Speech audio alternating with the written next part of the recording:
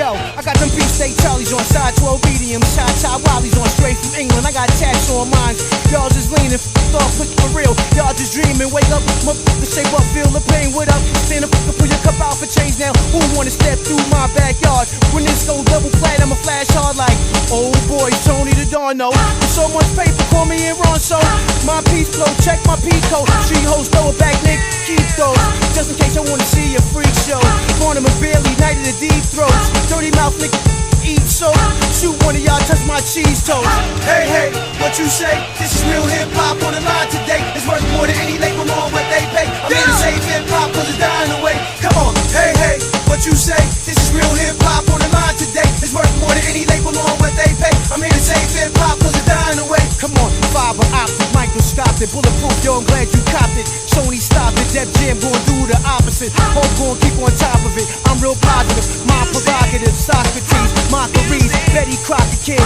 Go broke, I'ma rob your crib, and I'ma kill it if I get on top of him. With crazy hammers, nothing but grown man taste with bandanas, right in front of cameras. Parents planning, fill the cannon, tanning. Yo, get niggas like Dannon. Stretch, yes, I go to war with a banged up vest. Teflon that was made by, I guess.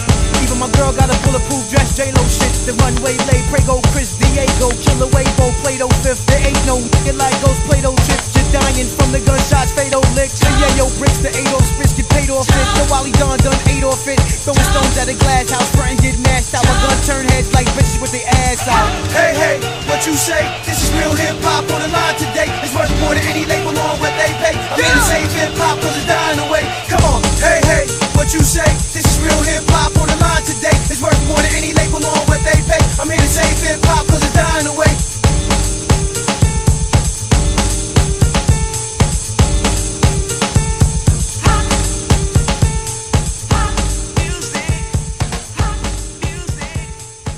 The people came to the Inner Harbor tonight to see fireworks, listen to a free concert, and wish Baltimore a happy birthday. Hey, dear Baltimore, happy birthday to you! Yay!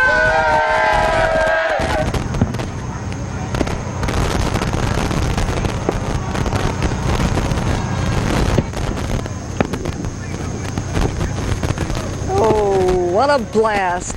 Baltimore is 250 years old, and she never looked younger. I'm Susan White Bowden in the Inner Harbor for Channel 2 News.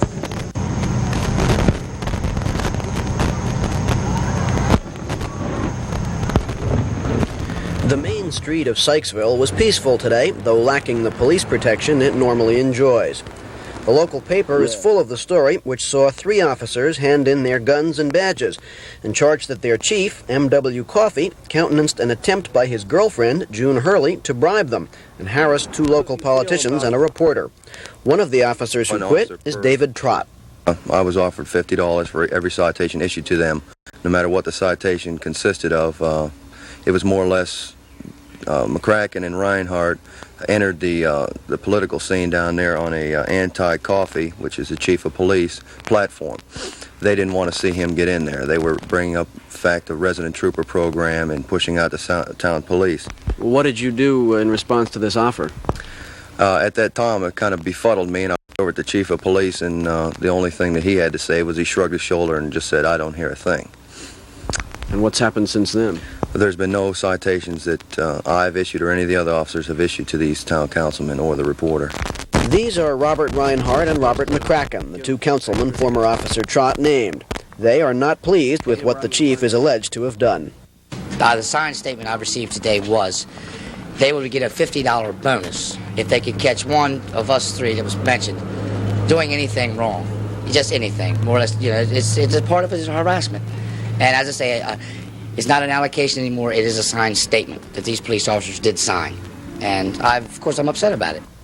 What of the chief? He refused my offer of a chance to answer the charges against him and spent the day in his patrol car. He told me, quote, "The matter is under investigation. Have a nice day." I'm Andrew Barth, Channel 2 News. This is the house on Edmondson Avenue, which the Reverend Edith Clayton Wilson was operating as a nursing home without a license. She was housing 8 elderly people here in a building that had been condemned by the county as a fire hazard. After complaints from neighbors, the county health department officials attempted to visit the home, but they were refused entry by the Reverend Clayton's assistant, Rose Joe, who was subsequently charged with interfering with a health officer in the line of duty. After the health department did get inside, they found the residents here in poor health and living in deplorable conditions. The house was shut down, the people removed, and the Reverend Wilson was charged with operating a nursing home without a license and operating a food service without a license.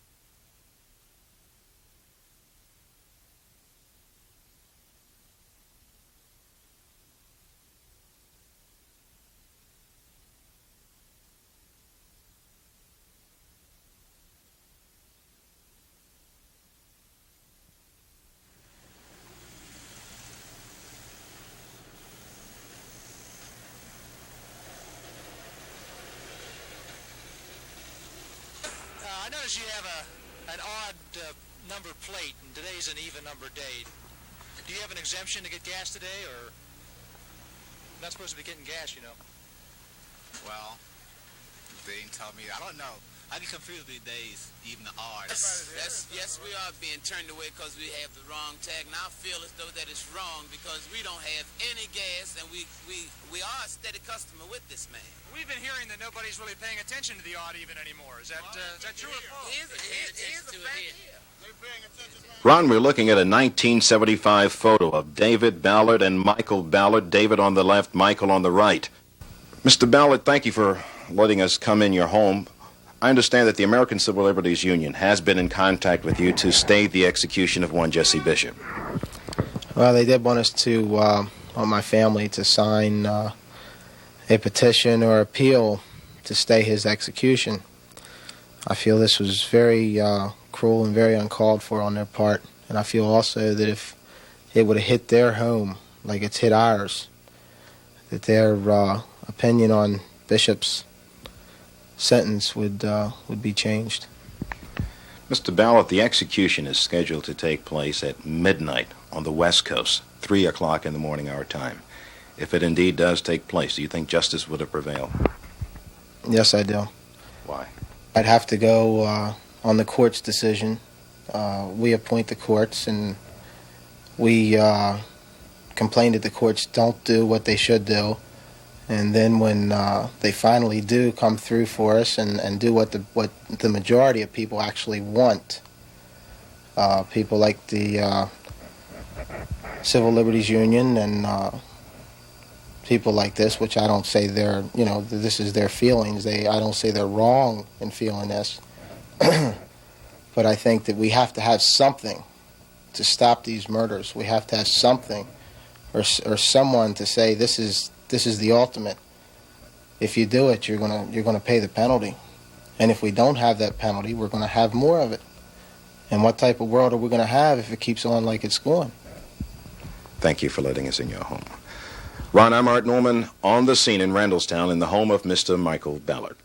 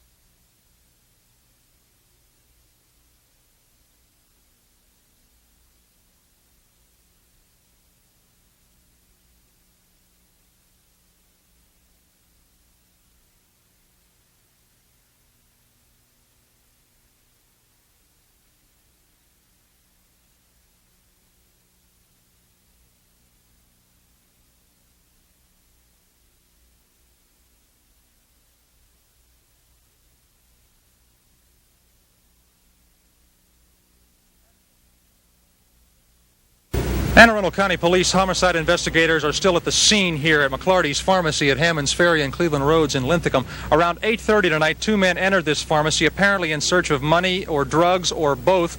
One went to the rear of the pharmacy and confronted the druggist. The other grabbed a teenage clerk who went to the front of the pharmacy and locked the door. At that point, a gunshot came from the rear of the store. The suspect who was out front ran back. Another gunshot occurred. At that point, the pharmacist lay gravely wounded, as did one of the suspects. The other gunman ran out of the store. He was last seen running south on Hammond's Ferry Road. A car was seen leaving the area, but police are not sure if that car was involved in this attempted robbery and double shooting. When we arrived at the scene, the suspect was just being transported from the drugstore to a nearby school playground not too far from here. He was then taken by medevac helicopter to the shock trauma center at University Hospital. Now, police did find at least one handgun inside the drugstore that would apparently belong to the pharmacist. We are told that pharmacist David McClarty had armed himself. He has been accosted before by robbers, and we were told by one witness that he had shot a robber sometime last year. Police are still inside investigating. They're still looking for the other suspect, but at this point we do know that two men are wounded, one of them the pharmacist, one of them the suspect, in a double shooting here in Anne Arundel County. I'm Wayne Lynch with the Minicam in Linthicum. It all started here at the Uplands apartment complex in Edmondson Village. Although these apartments are privately owned, they're subsidized by the federal government, so that low-income people who nevertheless earn too much money to qualify for public housing can obtain housing and pay a limited amount of rent.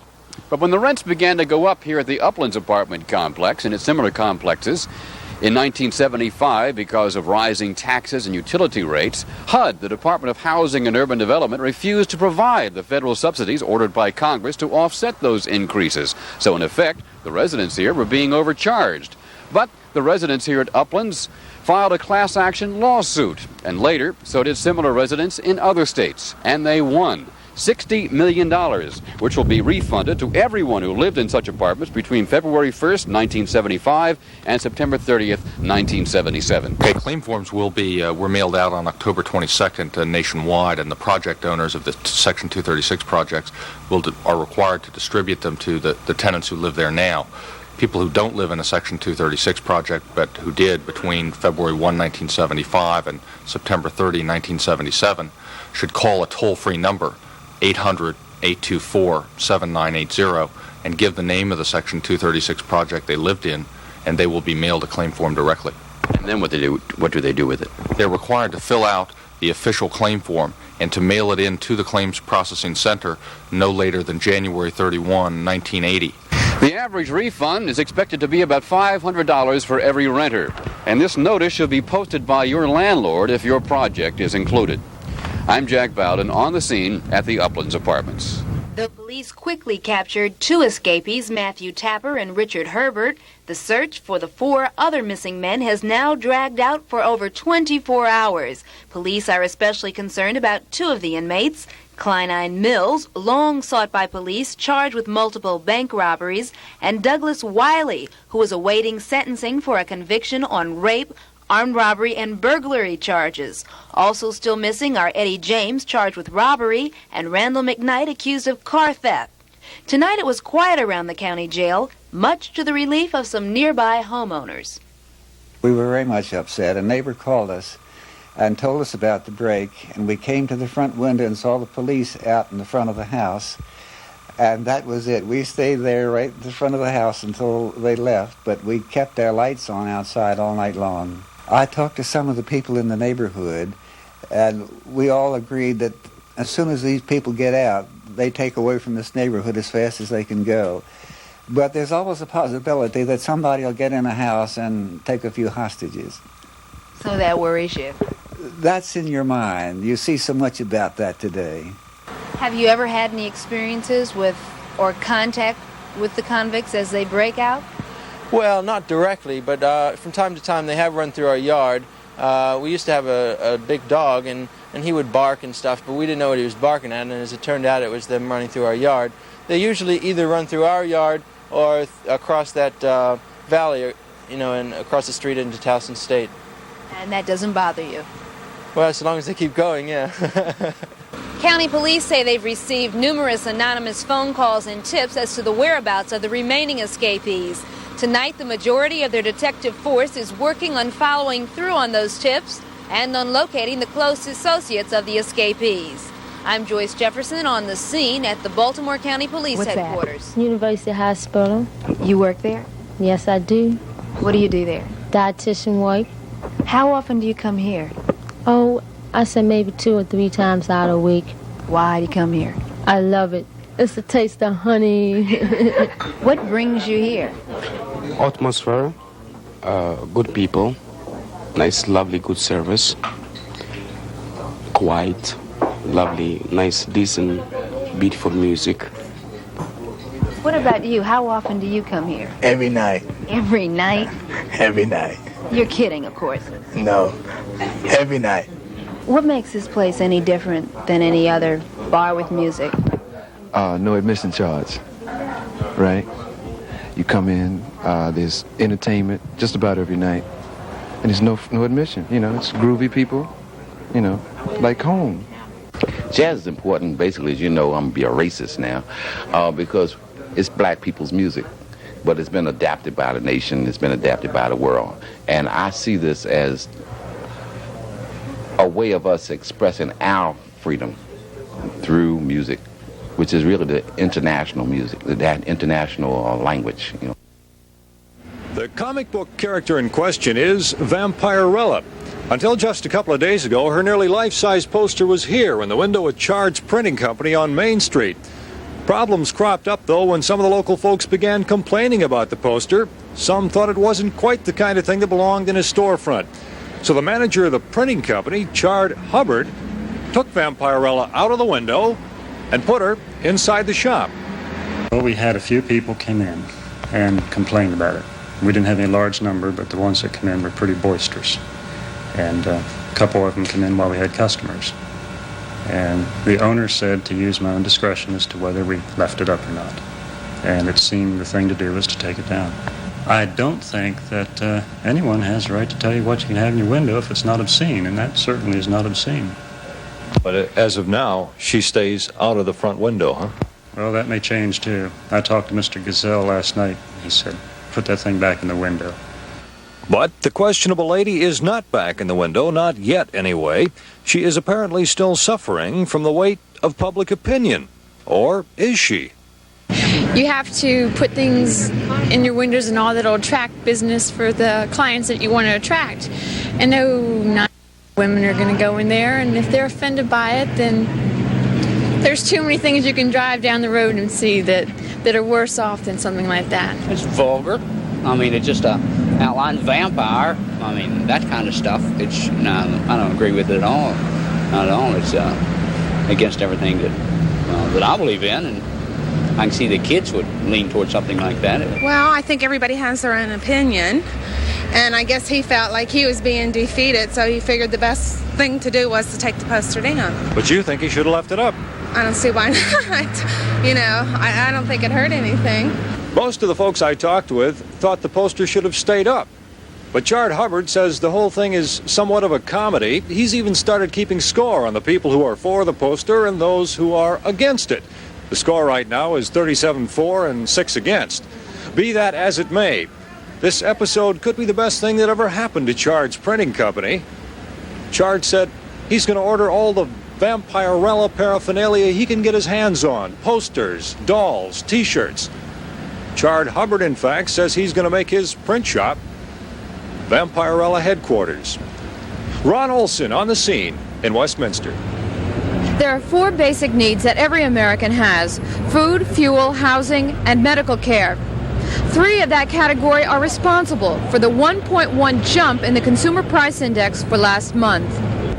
After 3 months of stability, food jumped almost 1%. Housing took another jump for the 8th straight month, up more than 1%. Gasoline up 3.5%, and home heating oil skyrocketed toward that $1 a gallon prediction. It's up more than 5.5%. Today in Washington, President Carter's chief inflation fighter, Alfred Kahn, a man who's known for his optimism and fight, admitted that the president's goal of a 10.6 inflation rate is, in his words, clearly unachievable. Inflation is now running at better than 13%. Finally, last stinging blow To our pocketbooks came when New York City Bank, this country's second biggest bank, raised its prime interest rate to 15.25%. The hike in the prime rate is more evidence of tight money policies that are supposed to cool off inflation by cutting down on credit.